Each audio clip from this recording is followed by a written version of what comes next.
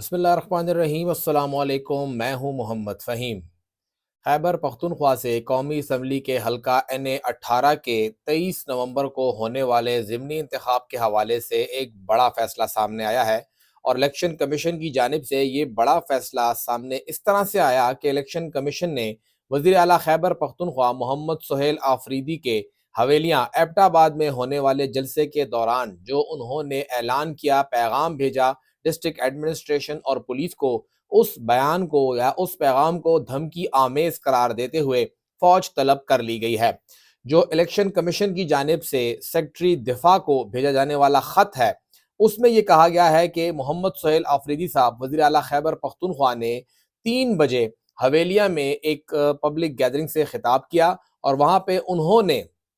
ایک جارحانہ انداز استعمال کیا، پرووکیٹنگ لینگویج استعمال کی، اور تھریٹ کیا پبلک آفیشلز کو، جس میں ڈسٹرکٹ ایڈمنسٹریشن اور پولیس بھی شامل ہے، اور الیکشن آفس بھی وہاں پہ شامل ہیں جو کہ وہاں پہ کام کر رہے ہیں بائی الیکشن کے اندر۔ اور یہ ان کا آفینسو لینگویج ہے جو کہ ہراسمنٹ یا انڈیولی انفلوئنسنگ میں شامل ہوتا ہے، جس سے وہاں پر جو لوگوں کی ڈیوٹی ہے وہ افیکٹ ہونے کا خدشہ ہے، اور انہوں نے پوری تقریر کی ٹرانسکرپشن بھی وہاں ساتھ ہی بھیج دی ہے۔ کمیشن نے اس حوالے سے کہا ہے کہ چیف ایگزیکٹو جو صوبے کا ہے وہ وہاں پہ براہ راست دھمکیاں دے رہا ہے الیکشن آفیسرز کو، اور وہاں پہ جو ووٹرز ہیں ان کو بھی، اور اس حوالے سے چیف منسٹر اور کنسرن اتھارٹی جو ہے وہ ان کے خلاف کوئی ایکشن نہیں لے سکے گی۔ یہ کہا گیا ہے کہ جو کہ یہاں پہ باتیں ہو رہی ہیں تو چیف منسٹر کے خلاف یہ تمام کارروائی سامنے آئی ہے۔ اس میں یہ کہا گیا ہے کہ یہاں پہ فوری طور پہ جو سیکرٹری دفاع ہیں وہ اس کے اوپر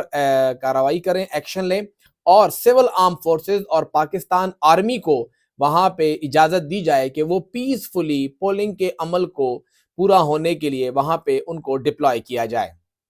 اور ساتھ ہی ساتھ جو اپروپریٹ میئرز ہیں وہ بھی کیا جائے تاکہ الیکشن آفیسرز کی زندگی جو ہے اس کو خطرات لاحق نہ ہو، ان کو بچایا سکے، ووٹرز کو بچایا جا سکے اور پبلک کو بچایا جا سکے، یہ ان کا کہنا ہے۔ الیکشن کمیشن نے جو فوری طور پہ ایکشن لیا ہے، یہ ایکشن لیا گیا ہے صرف اور صرف سہیل آفریدی صاحب یا NA18 کے حوالے سے۔ سہیل آفریدی صاحب نے جو بیان دیا ہے، جو دھمکی بتائی جا رہی ہے کہ جی دھمکی ہے، اور اس حوالے سے ان کا یہ کہنا ہے کہ جی سہیل آفریدی نے دھمکی دی ہے، تو ان کے خطاب میں انہوں نے 2 باتیں کہی ہیں۔ اگر تو نتائج تبدیل ہوئے یا وہاں پر کچھ مسئلہ ہوا تو انہوں نے کہا ہے کہ میں کارروائی کروں گا۔ انہوں نے یہ واضح کیا کہ جب سے الیکشن اناؤنس ہوا ہے میرے دفتر سے آپ کو ایک فون کال تک نہیں آئی، یعنی میں نے کوئی انفلوئنس نہیں کیا آپ کو، لہٰذا کسی اور کے انفلوئنس میں بھی نہیں آنا، یہ ان کا کہنا تھا۔ اور اس کے ساتھ ساتھ انہوں نے یہ بھی کہا کہ اگر تو ایسا کچھ ہوا تو پھر، کیونکہ انہوں نے واضح طور پہ کہا کہ اگر آپ نتائج تبدیل کریں گے، دھاندلی کریں گے، تو پھر اگر دن میں مسئلہ ہوگا تو آپ رات کا اندھیرا نہیں دیکھ پائیں گے، اگر رات کے اندھیرے میں ہوگا تو آپ صبح کی روشنی نہیں دیکھ پائیں گے۔ کیوں مجبور ہوا سہیل آفریدی یہ بیان کرنے پہ؟ پشاور کے اندر دھاندلی ہوئی، سب کو پتا ہے دھاندلی ہوئی، الیکشن آفیسرز کو پتا ہے دھاندلی ہوئی، جو کہ وہ 8 MP 1 MNA جیت چکے ہیں، وہ مانتے ہیں کہ دھاندلی ہوئی، لیکن الیکشن کمیشن 180 روز کا فیصلہ 700 دنوں بعد بھی نہیں کر سکا ہے۔ الیکشن کمیشن فیل ہو چکا ہے اپنی ریٹ یہاں پہ بحال کرنے میں۔ اس کے بعد الیکشن کمیشن کہتا ہے کہ دھاندلی ہوتی ہے تو ہونے دیں، ہم کچھ نہیں کہیں گے، تو پھر کیا کوئی بندہ اس کو روکنے کے لیے بات نہیں کرے گا؟ ان کی بات سخت اس لیے ہے کیونکہ ان کی جماعت کے ساتھ بقول ان کی زیادتی ہو رہی ہے۔ ساتھ ہی ساتھ NA 129 میں نون لیگ وہاں پہ جو امیدوار لائی ہے وہ لیسکو کا چیئرمین ہے، اور ساتھ ہی ساتھ حماد اظہر صاحب نے جو ٹویٹ کی ہے اس میں انہوں نے کہا ہے کہ جو وہاں پہ پریزائڈنگ آفیسر ہیں ان میں بیشتر لیسکو کے ہی ہیں،